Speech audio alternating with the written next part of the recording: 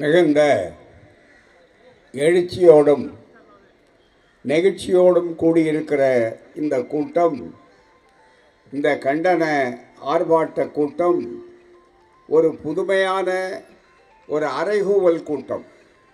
இந்த கூட்டத்திற்கு வெறும் திராவிட முன்னேற்றக் கழகத்திலே அந்த கூட்டணியிலே அதை உருவாக்கி அதிலே கலந்து கொண்டிருக்கிறவர்கள், அதிலே பங்கேற்றக்கூடிய தலைவர்கள் மாத்திரம்தான் இந்த கூட்டத்திலே கலந்து இப்போது நம்மை வம்புக்கு இழுக்கக்கூடிய ஒரு ஆட்சி, ஒன்றிய ஆட்சி, காவி ஆட்சி, மத்தியிலே இருக்கிற ஆட்சி, தூங்காதே எங்களோடு எடுத்து நில் என்று சொல்வதற்காக திணிப்பின் மூலமாக தங்களுடைய முடிவுரையை எழுதக்கூடிய ஒரு ஆட்சி இப்போது தயாராக வந்திருக்கிற நேரத்தில் இந்த கண்டன ஆர்ப்பாட்ட கூட்டத்தில் ஒரு மாறுதலை நீங்கள் தெளிவாக குறித்து கொள்ள வேண்டும். அனைத்து தோழர்கள், இங்கே அமைச்சர்கள் இருக்கிறார்கள், நாடாளுமன்ற உறுப்பினர்கள் இருக்கிறார்கள், கட்சி தலைவர்கள் இருக்கிறார்கள், போராட்ட களத்தையே வாழ்வை நம்பிக்கொண்டிருக்கிற எண்ணற்ற தோழர்கள் இங்கே எதிர்க்கிறார்கள். இவ்வளவு திரளாக வந்திருக்கக்கூடிய மக்கள் கண்டனம் தெரிவிக்கக்கூடிய இந்த கூட்டத்தினுடைய அடிப்படை என்ன என்று சொன்னால், இதுவரையிலே கண்டன ஆர்ப்பாட்டங்கள், கிளர்ச்சிகள் என்று சொன்னால் அதிலே தலைவர்கள் இருப்பார்கள், பேசுவார்கள்.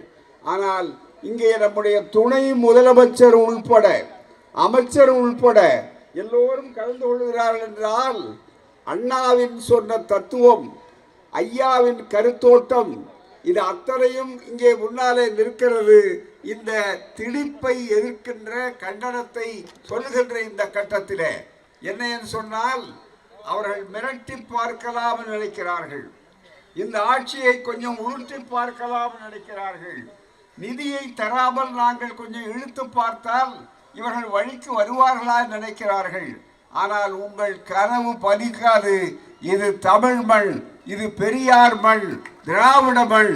இந்த மண் உரிமை முழக்கத்தை சொல்லக்கூடிய மண் என்ற காரணத்தால் தான் இங்கே எங்கள் துணை முதலமைச்சரிலிருந்து அமைச்சர்கள் இந்த போராட்ட களத்திலே இருக்கிறார்கள். இந்த தத்துவத்தை இந்த மேடையை பார்த்து பேச வேண்டிய அவசியம் கிடையாது. இந்த மேடையுடைய அமைப்பை, இங்கே அமர்ந்திருக்கிறவர்கள், கலந்து கொண்டிருக்கிற தலைவர்களை பார்த்தாலே உங்களுக்கு தெளிவாக தெரியும். அண்ணா, அறிஞர் அண்ணா இந்த ஆட்சிக்கு, இந்த இருமொழி திட்டத்துக்கு வித்திட்ட நம்முடைய அண்ணா அவர்கள் முதலமைச்சராக இருந்த நேரத்திலே பல நேரத்திலே சொன்னார்கள், எங்களை நீங்கள் மிரட்டி பார்க்கலாம் நினைக்காது என்பதற்காக சொன்னார்கள். எங்களுக்கு பதவி என்பது இருக்கிறத, அது மேல் தொண்டு, ஆனால் கொள்கை இருக்கிறத, அதுதான் எங்களுக்கு வேட்டி, அதை மறந்து விடாதீர்கள் என்று அதை உணர்ந்த காரணத்தால் தான் இன்றைக்கு அமைச்சர் பதவியிலே இருக்கிறோமே. நாம் ஒன்றிய அரசை எதிர்த்து, அவருடைய கொள்கைகளை எதிர்த்து முழங்கப் போகின்ற ஒரு கூட்டத்திலே கலந்து கொள்ளலாமா என்று யாரும் நினைக்கவில்லை. திராவிட முன்னேற்ற கழகத்திலே அமைச்சர்கள் வருவார்கள் என்று நினைத்து அவர்கள் வரவில்லை. கொள்கைக்காகத்தான் வந்தார்கள். தாளமுத்து நடராஜன் பரம்பரை என்பதை காட்டுவதற்காகத்தான் வந்தார்கள். அந்த உணர்வோடு தான் இந்த கண்டனம், தலைவர்கள், முழக்கங்கள், இது அத்தனையும் நடைபெறுகிறது. எண்ணி பாருங்கள், எந்த அளவிற்கு ஒரே நாடு, ஒரே தேர்தல் என்றெல்லாம் ஆரம்பித்து ஒரே கலாச்சாரம் என்று வந்தார்கள். அந்த ஒரே கலாச்சாரம் என்பதிலே என்ன இருக்கிறது என்று சொன்னால், நண்பர்களே, இந்த சூழ்ச்சமத்தை தந்தை பெரியார் 1938 தமிழ் அறிஞர்களை கூட்டி வைத்துக் கொண்டு சிறப்பாக சொன்னார்கள். நம்முடைய மொழி என்பதற்காக மட்டும் நாம் எதிர்க்கவில்லை. இதே வடசென்னைத்தான் அப்போதும் அடித்தளமிட்டது. அதே வடசென்னைத்தான் இப்போது மீண்டும் ஒரு போர்க்குரலை எழுப்புவதற்கு, கனவு காணுவதற்காக வந்திருக்கிறது. அங்கேதான் எல்லாமே நடந்தது. துவக்கம் அங்கேதான், முடிவும் இங்கேதான் நடக்கப் போகிறது. எங்கே துவக்கினார்கள் இந்த ஆதிக்கத்திற்கு அதன் முடிவு வரக்கூடிய அளவிற்கு இருக்கிறது என்பதற்கு ஒரே ஒரு அடையாளம் சொல்ல வேண்டுமானால், நண்பர்களே, நீங்கள் புரிந்து கொள்ள வேண்டும். நம்முடைய துறையிலே மிக முக்கியமாக இருக்கக்கூடியது பண்பாட்டுத்துறை.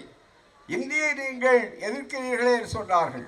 அப்போதுதான் ராஜகோபாலாச்சாரியார் போன்றவர்கள் இந்தியை திணித்தார்கள். ஒன்றே ஒன்று தெரிந்து கொள்ள வேண்டும், பாவம் இப்போது இருக்கிற காவி அமைச்சர்களுக்கு அந்த வரலாறு தெரியாது.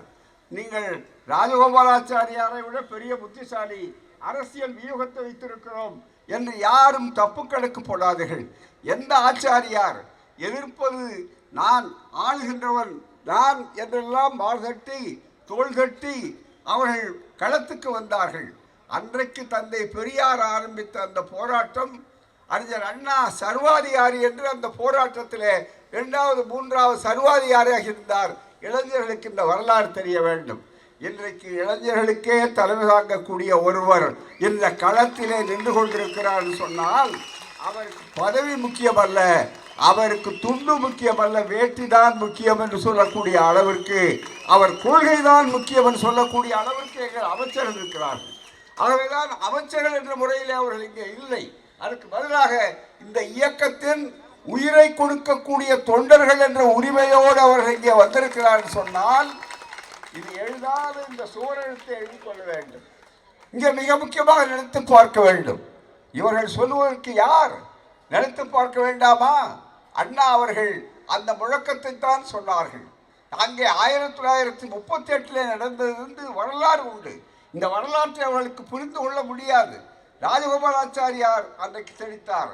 ஆனால் இந்த இயக்கம் ஒருபோதும் தோற்காது, வெற்றி பெற்றே தீரும் என்பதற்கு அடையாளம் என்ன நண்பர்களே? ஒன்றே ஒன்று வரலாற்று சொல்லுகிறேன். மற்ற நண்பர்கள் தலைவர்கள் இங்கே சொன்னார்கள். ஆச்சாரியார் சர்வாதிகாரத்தோடு தாய்மார்கள் உட்பட இங்கே ஏராளமான தாய்மார்கள் வந்திருக்கிறார்கள், சகோதரிகள் வந்திருக்கிறார்கள். ஆச்சாரியார் மிக முக்கியமாக இருக்கக்கூடிய அளவுக்கு சென்றார்கள். இதோ நம்முடைய எம்பிக்கள் ஒருவராக இருக்கக்கூடியவர் எல்விஎன் அவருடைய துணைவியார். அங்கே அவர்கள் குழந்தை கருவிலே இருக்கக்கூடியவர்கள் சிறைச்சாலையிலே அவர்கள் குழந்தையை பெற்றெடுத்தார்கள். கருவுற்ற தாய்மார்கள் எல்லாம் இந்த இயக்கத்தில் அந்த காலத்தில் பாடுபட்ட போது ஆட்சிக்கு வருவோம், நாம் அமைச்சர்களாவோம் அல்லது பதவிகளை பெறுவோம் என்றவர்கள் நினைத்தில்லை. உரிமைகளை பெறுவதற்காகத்தான் இந்த கூட்டம் இருக்கிறதே தவிர வெறும் பதவியை உரிமை பெறுவதற்கு ஒரு வழி, ஒரு மார்க்கம் என்ற அளவிலே தான் இந்த அளவிலே இருக்கிறார்கள். அப்போது ஆச்சாரியார் ஆள்வது நானா ராமசாமி நாயக்கரா என்று கேள்வி கேட்டார். அதற்கு பதில் சொன்னார். ஆனால் காலத்தின் கோலம் எப்படி ஆயிற்று என்றால் ஹிந்தி தான் இருக்கும் என்று சொன்னார். அது மட்டுமல்ல, அவர் ஒரு ரகசியத்தையும் ஒரு நாணயமான எதிரி என்ற காரணத்தினாலே வெளியிட்டார். இந்தியை நாங்கள் கட்டாயமானவாக்குவதற்கு அடிப்படை வெறும் இந்திக்காக அல்ல, சமஸ்கிருதத்தை கொண்டு வர வேண்டும். அந்த சமஸ்கிருதத்தை என்று லயோலா கல்லூரியிலே அவர் பேசினார். உடனே அதை எடுத்து விளக்கி சொன்னார்கள். எனவே இப்போதும் புரிந்து கொள்ளுங்கள் தோழர்களே, இந்த சூட்சமத்தை வெறும் இந்தி திணிப்புக்காக நாம் எதிர்க்கவில்லை. இந்த திணிப்பு எங்கே இருந்தாலும் எந்த ரூபத்திலே இருந்தாலும் திராவிடர் இயக்கமும் திமுக கூட்டணியும் தென்னாடும் எதிர்த்தே தீரும் என்பது ஒரு பக்கத்திலே இருந்தாலும் அதைவிட ஆழமான ஒரு தத்துவம் உண்டு. அவர்கள் புரிந்து கொள்ள வேண்டும். மும்மொழி திட்டத்தை ஏன் எதிர்க்கிறீர்கள் என்றெல்லாம் கேட்கிறவர்களுக்கு பாடம் கற்றுக்கொள்வதற்காக சொல்லிக் கொள்கிறோம். இது ஒரு பண்பாட்டு படையெடுப்பு. சமஸ்கிருதம் என்று சொல்லக்கூடிய அளவிற்கு பண்பாட்டு படையெடுப்பை நடத்தி கொண்டிருக்கிறார்கள். அது இந்திய அரசியல் சட்டத்திலேயே அவர்கள் மொழி ஆட்சி மொழி என்ற இடம் வருகிற போது இதில் என்ன சொன்னார்கள் சொன்னால், Hindi shall be a language, official language in Devanagari script. தயவு செய்து புரிந்து கொள்ள வேண்டும். தேவ்நகரி ஸ்கிரிப்ட் என்று சொன்னால் தேவ பாஷை. எங்களை அவமானப்படுத்தி மிக முக்கியமாக தேவ பாஷை, அது எது சமஸ்கிருதம் மட்டும்தான் தேவ பாஷை. ஆனால் அதே நேரத்திலே உங்களுடைய பாஷை தமிழ் பாஷை செம்மொழியாக்கி அதை தந்த தலைவருடைய மேடை இந்த மேடை தமிழ்நாட்டில் இல்லை. இந்த மேடை கலைஞர் அவர்கள் உருவாக்கினார்கள். அப்படிப்பட்ட தமிழை செம்மொழியை நீச்ச பாஷை, இன்னமும் நீச்ச பாஷை என்று சொல்ற நேரத்தில் அது தேவ பாஷை, இது நீச்சர்கள் பாஷை என்று சொன்னார்கள். 2 பாஷைக்கிடமில்லை, அதற்குத்தான் இடம் சொல்லி கோயிலுக்குள்ளேயே விட்டவர் இங்கே பக்கத்தில் நின்று கொண்டிருக்கிறார். அங்கேயேதான் உங்கள் கடவுளுக்கு தமிழ் புரியாதா என்று கேட்ட இடத்திலே இங்கே இருக்கிறோம். சாதனை செய்த ஆட்சி. எனவே இது தத்துவங்களை கொள்கைகளை நடைமுறைப்படுத்துகின்ற ஆட்சி. அப்படிப்பட்ட காலகட்டத்திலே தந்தை பெரியார் சொன்னார், இது சமஸ்கிருத ஆதிக்கம். எனவே தான் தமிழ் அறிஞர்கள் மரபிலடிகள் மற்றவர்களெல்லாம் திரண்டார்கள்.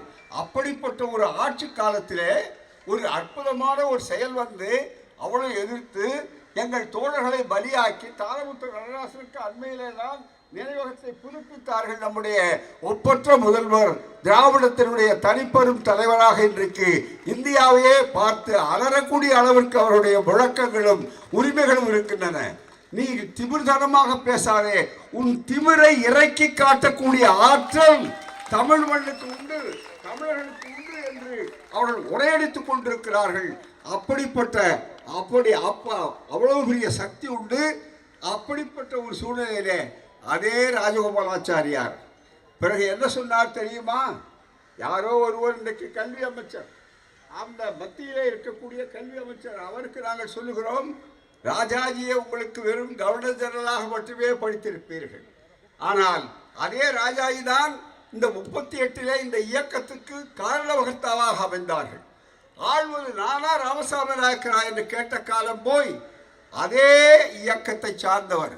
இது போன்ற மேடைகளிலே ஆச்சாரியாரையே அண்ணா வந்து அழைத்து ஒரு முழக்கம் கொடுத்தார். இந்த வரலாற்றை கல்வி அமைச்சராக அன்றைக்கு அமைந்து கொண்டிருக்கிறவர், மும்மொழி திட்டம் என்று மிகப்பெரிய அளவிற்கு ஆழவத்தோடு பேசக்கூடியவர். இன்னும் கேட்டால் முதலமைச்சர் அவர்கள் அழகாக சொன்னதைப் போல திமிர்தனத்தோடு பேசக்கூடியவர். உன் திமிரை இறக்கி காட்டுவதற்கு தமிழ்நாட்டில் ஆள் தயாராக இருக்கிறார்கள் என்று சொல்லக்கூடிய உணர்வுபடுத்த நேரத்தில் என்ன நடந்தது தெரியுமா? உங்களுக்கு நினைவூட்டுகிறோம், டெல்லிக்கு நினைவூட்டுகிறோம். ஆச்சாரியார் கடைசியில் என்ன சொன்னார்? இது போன்ற மேடைகளே வந்து அமர்ந்தார், திராவிடத்தின் மேடைகளே அமர்ந்தார். அமர்ந்தது மட்டுமல்ல, ஒரு புதிய கோஷத்தை கொடுத்தார். வாழ்நாளிலேயே பெரியார் இந்த வெற்றியை பார்த்தார், அண்ணா பார்த்தார், இந்த இயக்கம் பார்த்தது, இன்னமும் உங்கள் காலத்திலும் காட்டப் போகிறோம், நீங்கள் பார்க்க இருக்கிறீர்கள். என்ன சொன்னார் தெரியுமா? ஹிந்தி நெவர், இங்கிலீஷ் எவர் என்று சொன்னார். அவர்தான் எந்த இந்தியை திணித்தாரோ அந்த ஆச்சாரியாரையே பணிய வைத்து வளைய வைத்து இந்த இயக்கம் இந்தி தான், இங்கு வேலை இல்லை, இந்தி நெவர் என்று சொன்னார். இங்கிலீஷ் எவர் அப்புறம் இருக்கட்டும், ஹிந்தி நெவர் என்பதற்கு என்ன பொருள்? ஒருபோதும் இந்தி வராது என்று கவர்னர் ஜெனரலாக பதவி வைத்த ஆச்சாரியார் எழுதிவிட்டது போவதை விட நீங்கள் என்ன ஆச்சாரியாரை விட மிக பெரிய அறிவாளிகளா? நினைத்து பார்க்க வேண்டும், சிந்திக்க வேண்டும். எனவே இந்த மேடை வெறும் அலங்கார மேடை அல்ல, அறைகூவல் மேடை. இந்த இடத்திலே நன்றாக நீங்கள் சிந்தித்து பார்க்க வேண்டும். இதே அரசியல் சட்டத்திலே எங்களுக்கு இருக்கிற உரிமை, நிதி வேண்டும் என்று கேட்கிற போது உங்களுக்கு நிதியும் மறுக்கிறீர்கள், நீதியும் மறுக்கிறீர்கள், சமூக நீதிக்கும் இடம் தர மறுக்கிறீர்கள். நிதியையும் நாங்கள் உங்களிடத்தில் சலுகை கேட்கவில்லை, உங்களிடத்தில் பிச்சை கேட்கவில்லை. நாங்கள் எங்களுடைய பணத்தை உரிமையோடு கேட்கிறோம். எனவே கேட்கக்கூடிய அளவிற்கு நீங்கள் என்ன அங்கே இருந்து தயாரித்து கொடுத்து விட்டு வந்தீர்களா? எனவே தான் எங்களுடைய உரிமைகளை நிலைநாட்டுகின்ற உரிமை போராட்டம் தான் இந்த போராட்டம். எனவே தான் இந்த போராட்டத்தை தொடர்ந்து நடத்துகின்ற நேரத்திலே ஒன்றை மட்டும் சொல்லி நினைவூட்டுகிறேன். ஏனென்றால் அடுத்து பின்னால் நம்முடைய இளைஞர்களை எழுத்தி இந்த ஆட்சியினுடைய கொள்கை என்ன என்பதை எடுத்துக்காட்ட வகையிலே முறியடிக்கப்படாத 30 சாதனைகள் என்று புத்தகமே போட்டிருக்கிறோம். அண்ணா அவர்கள் ஒரே ஒரு ஆண்டு தான் இருந்தார்கள், ஒரு ஆண்டு ஆட்சியிலே இருந்தார்கள். இந்த ஓராண்டு ஆட்சி காலத்தில் அண்ணா பேசிய பேச்சு, இது ஆவணம் மிக முக்கியமானது. அதிலே சொன்னார், அதுவும் இங்கே நம்முடைய வைகோ அவர்கள் சிறப்பாக அதை குறிப்பிட்டார்கள். நான் அந்த கூட்டத்திலே அண்ணாவுடைய பேச்சை கேட்டு அமர்ந்தவர்களே ஒருவர் தான். அப்படி அண்ணா அவர்கள் உருக்கமாக சொன்னார், உடல் நலம் குறைவு, அதோடு கலைவாணர் அரங்கத்தை பக்கத்தில் அன்றைக்கு பாலரங்கம் என்று பெயர் இருக்கு, அங்கே வந்து அமர்ந்து அண்ணா பேசுகிறார். பேசும்போது சொன்னார், நான் இல்லாத போது 3 பெரும் சாதனைகளை நிகழ்த்தி காட்டி இருக்கிறோம். அதைத்தான் அவர் சொன்னார். ஒன்று, தாய் திருநாட்டுக்கு தமிழ்நாடு என்று பெயர் வைத்தோம். மெட்ராஸ் என்பதற்கு பதிலாக தாய் திருநாட்டுக்கு தமிழ்நாடு என்று பெயர் வைத்தோம். 2, அதைவிட முக்கியம், சுயமரியாதை திருமணங்கள் சட்டப்படி செல்லும், நடந்த திருமணங்களும் செல்லும், நடக்கும் திருமணங்கள் சொல்லும், இனி நடக்கப் போகின்ற திருமணங்களும் செல்லும் என்று பிரகடனப்படுத்தி இருமொழி கொள்கை, ஆட்சி மொழியாக தமிழ் மொழி, அதே போல ஆங்கிலம், இந்த 2 தான், 3வது இடமில்லை என்று தெளிவாக சொல்லிவிட்டு சொன்னார். இந்த ஓராண்டு காலத்தில் 30 சாதனைகள். இந்த 30 சாதனைகளிலே நான் கேள்விப்பட்டேன், இங்கே இருக்கிற ஆதிக்கவாதிகள் உடனே வந்து இது எப்படியாவது மாற்றிவிட வேண்டும் என்று ஆட்சியை கலைத்து விடலாம் என்றெல்லாம் அவர்கள் நினைத்துக் கொண்டு பேசுகிறார்கள் என்று காதிலே எனக்கு விழுந்தது. உங்களால் முடியுமா என்றால் உங்களுடைய அதிகாரத்தை பயன்படுத்தி எதையும் செய்யலாம் என்பதை நான் தெளிவாக ஒப்புக்கொள்ளுகிறேன். ஆனால் ஒன்றே ஒன்று, அதைத்தான் இப்போது நினைவூட்டி விட்டு என்னுடைய உரையை நிறைவு செய்கிறேன். என்னவென்று சொன்னால், அண்ணா சொன்னார், ஆட்சியாளர்களே, அப்படி வருகிறவர்களே இதையெல்லாம் மாற்றிவிடலாம். இப்போ அதுதானே செய்கிறார்கள்.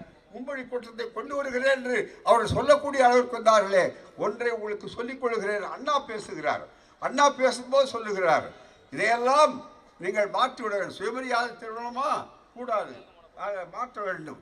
தமிழ்நாட்டு பெயரா கிடையாது, பழையபடி சென்னை மாகாணமே இருக்க வேண்டும் என்று. அதே போல தமிழுக்கு பதிலாக அந்த மும்மொழி திட்டம், தமிழா இருமொழி திட்டம், அதை எடுத்துவிட்டு மும்மொழி திட்டத்தை கொண்டு வரலாம் என்று நீங்கள் முயற்சி செய்தால் செய்வீர்கள். அதை பற்றி அதிகாரத்தை போடலாம், ஆட்சியை பயன்படுத்தலாம் நினைப்பீர்கள். ஆனால் அதே நேரத்தில் கடைசியிலே ஒன்றே ஒன்று என்னவென்றால், இதையெல்லாம் செய்கிற நேரத்தில் ஒரு அச்சம் உங்களுக்கு விளங்கும். இதை செய்துவிட்டு வெளியே போக முடியுமா, இதை கொண்டு விட்டு வேகமாக முடியுமா, உங்களாலே முடியாது என்று சொல்லும்போது ஒரு அச்சம் உங்களை உலுக்கும். அந்த அச்சம் உங்களை உழுக்கும் போதெல்லாம் அண்ணாதுரைதான் இந்த நாட்டை எந்த நாளும் ஆளுகிறான் என்று பொருள் என்று அண்ணா விளக்கம் சொன்னார். அதுக்கு என்ன அர்த்தம்? அண்ணாவுடைய ஆட்சி திராவிட ஆட்சி, பெரியார் மண்ணினுடைய ஆட்சி என்று சொன்னால் என்றைக்கும் இந்த போராட்டம் தொடரும், நாங்கள் வெற்றி பெறுவோம் என்பது அடையாளம்.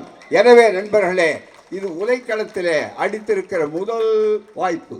இந்த வாய்ப்பை பயன்படுத்தி கொண்டு போர்ச்சங்கு முழக்கம், இது வெறும் கண்டன முழக்கம் அல்ல, போர்ச்சங்கு ஊதியாகிவிட்டது என்று சொல்லக்கூடிய அளவிற்கு தயாராக இருக்க வேண்டும், தயாராக இருக்க வேண்டும். இன்னும் கேட்டால் 200 வெற்றி பெறுவோம் என்பதற்கு அரசியல் ரீதியாக பயன்படுத்தி கொண்டிருக்கிற நேரத்தில் 200 அல்ல 234 இந்த கூட்டணிக்கு வைத்துக் கொள்ளுங்கள் என்று சொல்வதற்காகத்தான் இந்த திட்டத்தை வைக்கிறீர்கள். நீங்கள் வேகமாக செல்லுங்கள், விரைவாக வெற்றி எங்களிடம் வரும். நன்றி, வணக்கம். வெல்க தமிழ், வீழ்க திணிப்பு என்று சொல்லி விடைபெறுகிறோம். நன்றி, வணக்கம்.